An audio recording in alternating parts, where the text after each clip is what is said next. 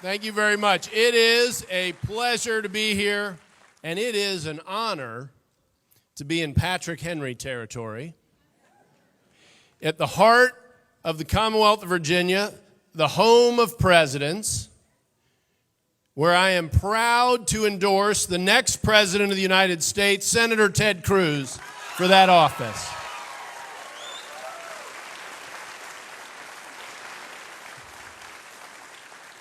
We, myself included, often look around at our political circumstances and the circumstances of our country, and it's easy to get a little bit depressed.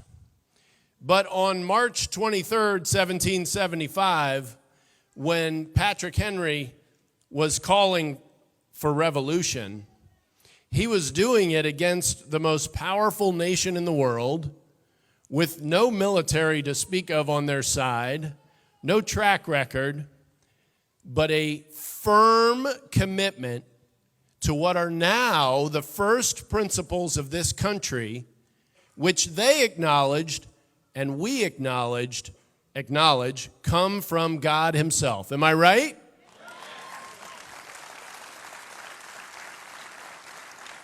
And as tough as things are today, I think that demands a president up to those challenges. A president who doesn't just talk about how big our debt is, but recognizes what a threat to our strength it is, to our nation, to our children that it is, some of whom I hear here. And that's a good thing. Don't be, mothers get upset, but I have 7 kids, so, it sounds like dinner in here, that's all. But someone who is committed to protecting life and families and their primacy in our society, who knows the judiciary. Senator Cruz clerked for Chief Justice Rehnquist, not Justice Kennedy, not Justice Ginsburg, but Chief Justice William Rehnquist, and went on to serve the Bush administration in the FTC. Now, a lot of you don't know this. I saw his time there described very well recently. This is in the early part of the last decade.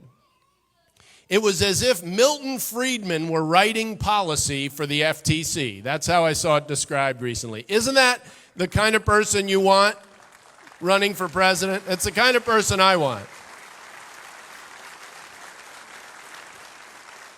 That was more than a decade before he ever ran for the U.S. Senate. He was doing it because it was the right thing to do.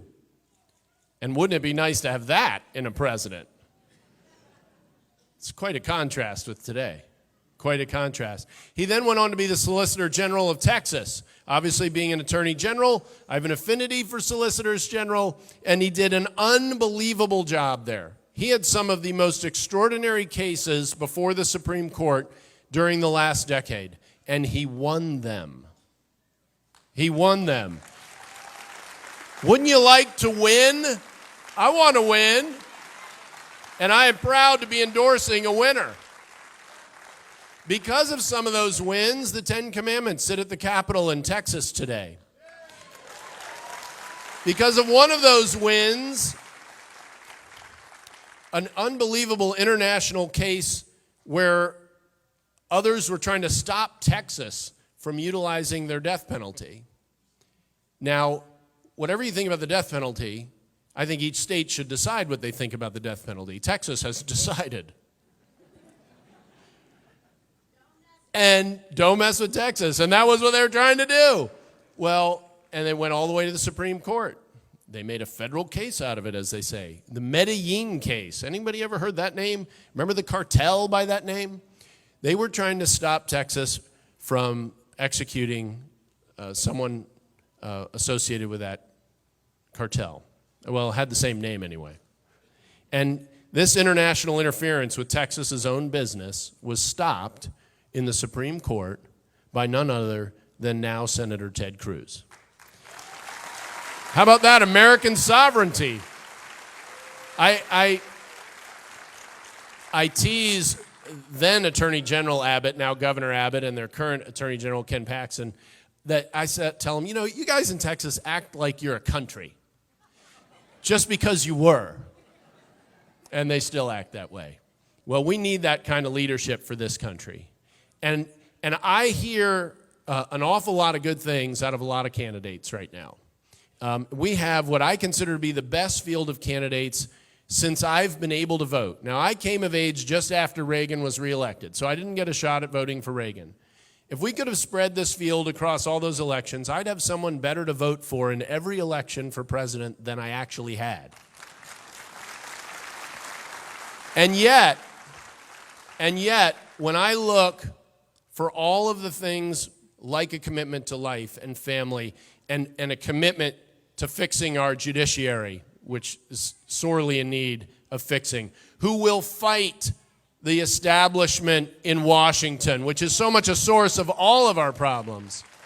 Not just talk about it, but have a proven track record of doing it. Senator Ted Cruz stands alone. He stands alone, and that's why I'm proud to endorse him today.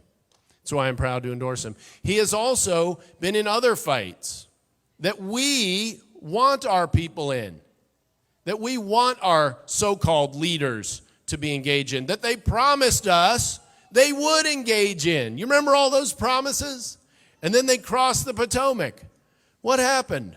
I don't know what that Potomac does to people, but it's very, very bad.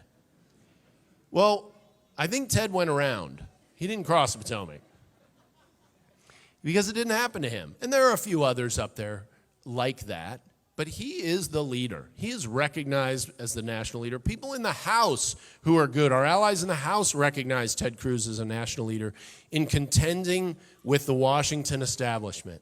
And if you want to fix the way Washington works, sending somebody who has a track record of fighting these folks, not going along to get along, and fighting when it cost them something. How many of you have ever seen John McCain fight as hard with a Democrat as he does with Ted Cruz?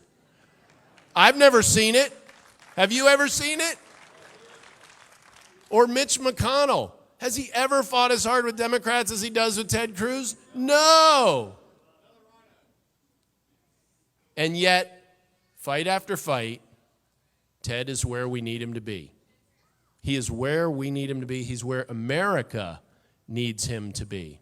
Whether it is defending our borders from massive immigration and amnesty, something that some people are trying to muddy the waters about these days, where he has a spectacular track record defending our country and defending the rule of law itself.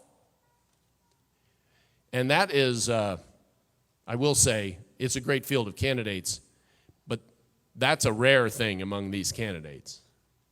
That is a very rare thing among these candidates. And yet we have it with Senator Ted Cruz.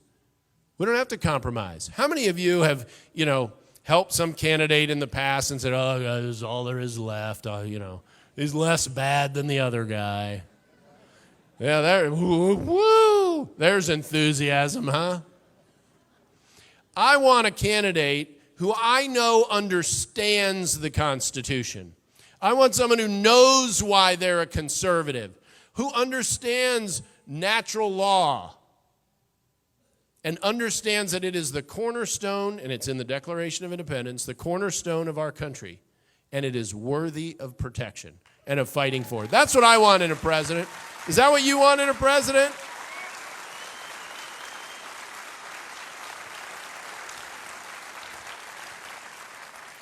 And is it really too much to ask to have a president who will call our mortal enemies what they are? Islamic radical terrorists.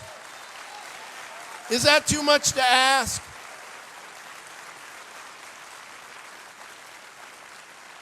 And is committed to not foolishly sacrificing our security with a bunch of tough talk while opening the borders to let in whomever will come in, including ISIS. That's just common sense, right? The first thing a country exists for, the government exists for, is to protect us. And I can think of nobody better prepared to do that while protecting the Constitution than Senator Ted Cruz.